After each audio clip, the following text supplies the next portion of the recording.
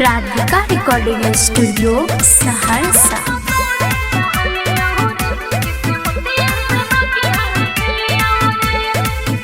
आगे तोरा खोलियो त भर दम रोवालियो पलियो ने केतनो खोजलियो गे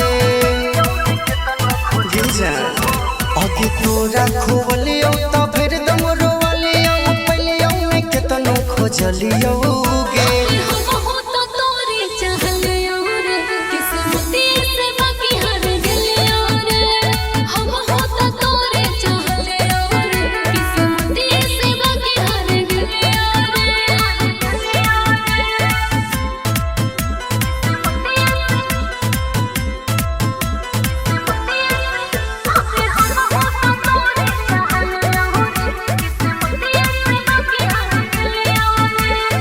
ऐसन मन रहो मनिया हमारा बताई देती धोखा दई के रहो तो हमारा जिंदगी में नहीं आई थी।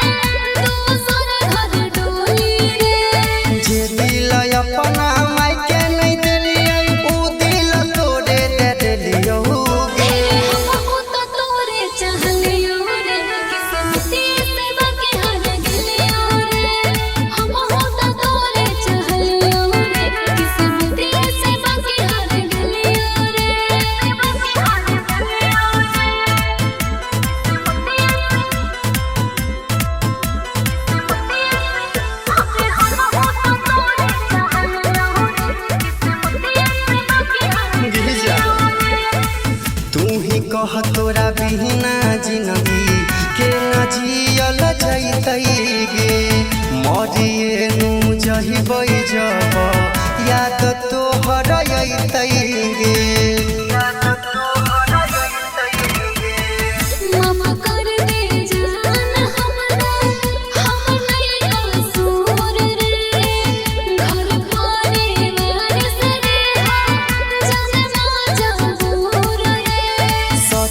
सरवन जीवन यम यम जिंदगी से हायर दिलोगे तोरे चाहलियो रे किस्मती से बाकी हर गलियो रे हम होता तोरे चाहलियो रे किस्मती से बाकी हर गलियो रे। Recording by Sujit Saharsa.